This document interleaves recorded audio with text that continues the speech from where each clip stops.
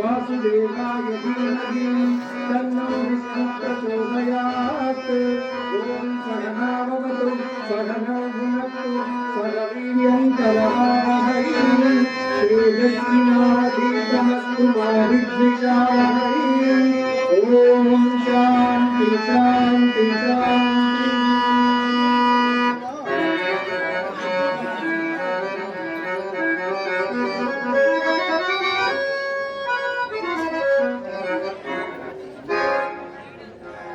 పెద్దలు, గౌరవనీయులు, కళాకారులకు, కళాభిమానులకు, కళా ప్రోత్సాహకులకు ఎందరో ఆశయమైన ఈ సభా సరస్వతికి మా నాటక సమాజం తరపున హృదయపూర్వక శతసహస్ర కళాభివందనాలు తెలియజేస్తున్నాం. శ్రీ శ్రీ కాశీ విశ్వేశ్వర స్వామి ఆలయ సన్నిధిలో శివకేశవుల క్షేత్రంలో 9వ వార్షికోత్సవ సందర్భంగా మదనాపురం గ్రామంలో మీ అందరి వినోదార్థం ఇక్కడ ఏర్పాటు చేసినటువంటి హాస్యమద సందేశాత్మక వ్యభిచార నిర్మూలన సాంఘిక పద్య నాటకం చింతామణి రచన మహాకవి కాళ్ళకూరి నారాయణరావు గారు. కావ్యేషు నాటకం రమ్యం అన్నారు మహాకవి కాళిదాసు గారు. దుఃఖార్తానాం శోకార్తానాం శ్రవార్తానాం తపస్వీనాం విశ్రాంతి జననం కాలే నాట్యమే తద్భవిష్యతి అన్నది నాట్యశాస్త్రం. అంటే దుఃఖంలో ఉన్నవారికి, శోకంలో ఉన్నవారికి, వివిధ పనుల్లో నిమగ్నమై ఉన్నవారికి మానసిక ప్రశాంతతను, శారీరక ఉల్లాసాన్ని కలగజేసే ప్రక్రియ నాటకం. నాటకం వినోదం, విజ్ఞానంతో పాటు సమాజాన్ని హెచ్చరిస్తూ ఏదైనా సందేశం ఉండాలి. అప్పుడే నాటకం చిరకాలం జీవిస్తుంది. In other words, drama is an education, entertainment, and it is to be played to eradicate an evil from the society. Then only the drama will survive everlastingly. మహాకవి కాళ్ళకూరి నారాయణరావు గారు వేశ్యావృత్తిని తీవ్రంగా తీసుకొని ఈ నాటకాన్ని రాశారు. బాబు, వేశ్యావృత్తి తరతరాల నుండి మన సమాజాన్ని పట్టి పీడిస్తున్నటువంటి రుగ్మత. ఈ వేశ్యావృత్తి మన తాతల నాడు, తండ్రుల నాడు, మన పిల్లల నాడు, మునుమల నాడు, ఎనుమల నాడు, ఇలా తరాలు గడిచిపోతున్న సమాజాన్ని పట్టి పీడిస్తున్నటువంటి రుగ్మత. ఈ వేశ్య సంపర్కం వల్ల డబ్బున్న వారైతేనే, పూజా పునస్కారాలు చేసుకున్న వారైతేనే ఏ విధంగా చిన్న చూపు చేయగలుగుతారు, వారిని ఆశ్రయించిన భార్య, పిల్లలు, తల్లి, తండ్రి ఏ విధంగా అభోజిత పాలై వీధిలో పాలవుతారో సమాజాన్ని హెచ్చరించే ఉద్దేశంలో సరిగ్గా 100 సంవత్సరాల క్రితమే కవి గారి నాటకాన్ని రాస్తే ప్రస్తుతం ఆర్థికంగా, సామాజికంగా దిగజారిపోవడమే కాకుండా మందు లేని జబ్బు కూడా వస్తుందని టీవీలోను, రేడియోలోను చెప్పుకునే దయనీయ స్థితికి మన సమాజం దిగజారిపోయింది. అంచేత విజ్ఞులు, రసజ్ఞులు, కళాకారులు, కళాభిమానులు, కళా ప్రోత్సాహకులు, మదనాపురం గ్రామ ప్రజలందరూ కూడా నాటకంలో మంచిని గ్రహించండి, చెడును విసర్జించండి, నాటకం అత్యంతం కలిగించండి, మీరందరూ ఆనందించండి, మమ్మల్ని ఆశీర్వదించండి సభాసదులందరికీ సవినయంగా మనం చేస్తున్నాం.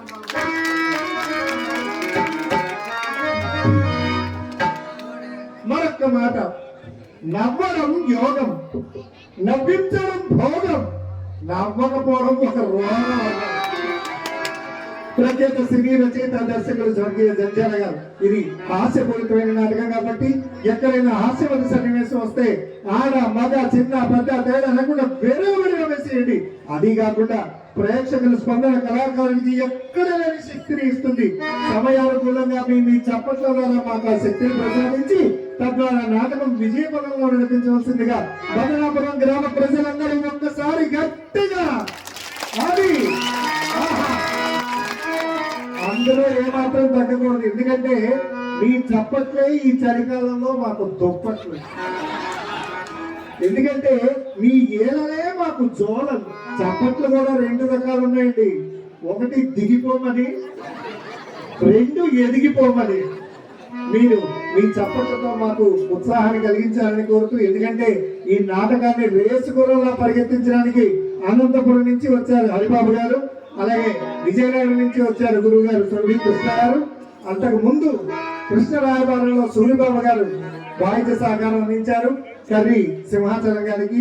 అలాగే డోలక మీద వాయిద్య సహకారం అందించిన గుడివారి గుంటడు సామాన్యంగా ఉండడండి బాబు, వారికి గుడివారి కుర్రాడు, వారికి మా కళాకారులందరి తరపున ధన్యవాదాలు తెలియజేస్తూ, మరి ముఖ్యంగా మీరు ఇంత స్పష్టంగా కనిపిస్తున్నా వినిపిస్తున్నా దానికి కారణం మా దూరశ్రవణ యంత్రం ఏర్పాటు చేసినటువంటి మిత్రులు.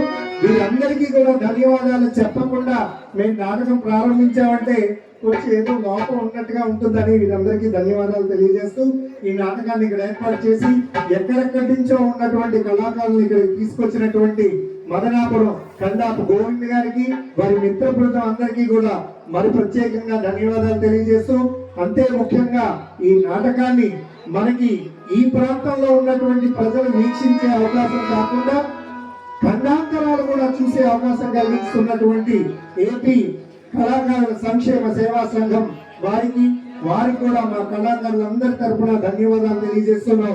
అనేక కళారూపాలను ప్రదర్శిస్తున్నటువంటి వారికి కూడా మా కళాకారుల తరఫున మరొక్కసారి ధన్యవాదాలు తెలియజేస్తూ, నాటకం నా పేరు విజయసాయి, నేను విశాఖపట్నం ప్రైవేట్ డిగ్రీ కళాశాలలో తెలుగు లెక్చరర్ గా పనిచేస్తున్నాను. గత 30 ఏళ్ల నుంచి వివిధ పాత్రలు ధరిస్తూ ఈ రోజు ఈ పాత్ర ద్వారా మీ ముందు ప్రదర్శించే అవకాశం కల్పించినటువంటి నటరాజ స్వామికి ధన్యవాదాలు తెలియజేస్తూ, నాటకం చింతామణి. చింతామణి అంటే కోరిన కోరికలు తీర్చునది అని. సాధారణంగా మగవాళ్ళందరికీ ఎవరి మీద కోరుకుంటుందో తెలుసా? ఆడవాళ్ళ మీదే. మరి ఆడవాళ్ళకి ఎవరి మీద కోరుకుంటుంది? కాదు, బంగారం మీద డబ్బు మీద ఉంటుంది కదా. ఈ బంగారం డబ్బు ఇది వ్యామోహం కాదని నాంది ప్రస్తావనలో ఈ విధంగా చెప్పారు మహానుభావుడు కాళ్ళకూరి నారాయణరావు గారు. చక్కని కళ్యాణప్రదంగా ఉంటుంది. భావనపై వసంతిపై విశుద్ధ తత్వబోధామృతము సముదర్శిత రీతి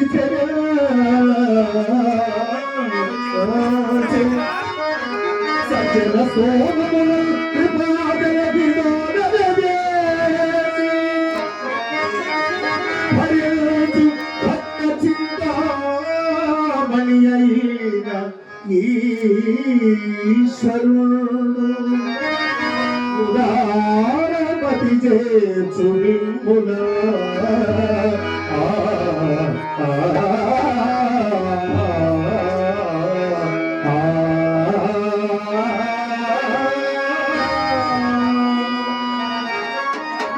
బాబు. నాటకంలో నా పాత్ర పేరు శ్రీహరి. ఊరిలో ధనవంతుల దగ్గర డబ్బంతా దోచుకోవడం కదా. మా పెద్దమ్మాయి చింతామణి మంచి వయసులో ఉంది బాబు. సంగీతంలోనూ సాహిత్యంలోనూ అబ్బో బోరెంత ప్రావీణ్యం సంపాదించింది. ఇకపోతే మా చిన్నమ్మాయి చిత్రమట్టి వెళ్లి బాగుంది. ఈ రోజు మహాపర్వదినం కృష్ణాష్టమి. ఈ కృష్ణాష్టమి నాడు ఓం నమ శివాయ అని కాలి గచ్చగత్తిన నాటి మొదలు నేటి వరకు నేనే నాట్యం చేసేదాన్ని బాబు. కానీ ఏం చెప్పంటారు, అడుగులు తడబడుతుంది, తాళం తప్పుతుంది, తాళం తప్పుతుంది. చేత నాటమాలుగా మా పెద్దమ్మాయి చింతామణి నాట్యం చేస్తుందని సభాసదులందరికీ సవినయంగా మనం చేస్తూ అమ్మి చింతామణి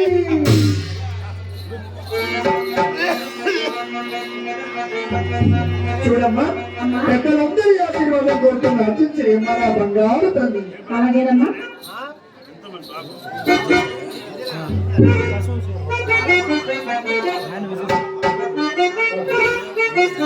యశస్వీ భవ, విజయీ భవ, దిగ్విజయీ భవ.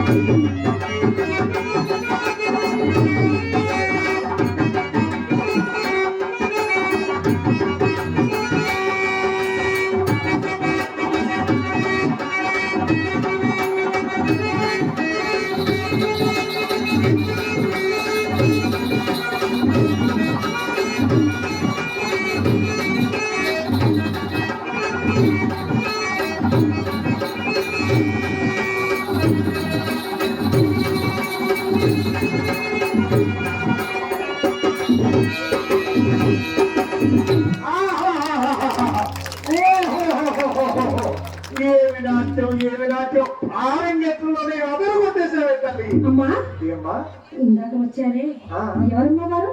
ఆలయ ధర్మకర్త గారి కుమారుడే వాసుదేవమూర్తి గారి కుమారుడు బిల్వమంగళమూర్తి. చాలా అందంగా ఉన్నారు కదమ్మా. ఏమైనా తల్లి అంత బాగా వచ్చాడా ఏమిటి? ఒక్క అందమైనా ఏ కల్పన కర్మాగారాలు కార్యస్థానాలు వేడలు విద్యలు తప్పు అయితే నీ గంటలో పడ్డాడు కదా. ఇక నా పండి అతగారి పని గోవిందా. ఈ మదనాపురంలో గోల్డ్ మంది డబ్బుగల వాళ్ళు ఉన్నారంటే జాగ్రత్తగా చలికాలంలో లోపల పెట్టి దాచేస్తున్నారట. ఈ రోజు ఏదో వేడి చేసి ఆ డబ్బులన్నీ తీసిన పాఠశాలలో దాచేది. ఖచ్చితంగా అమ్మా నీ కోరిక నేను నెరవేరుస్తానే.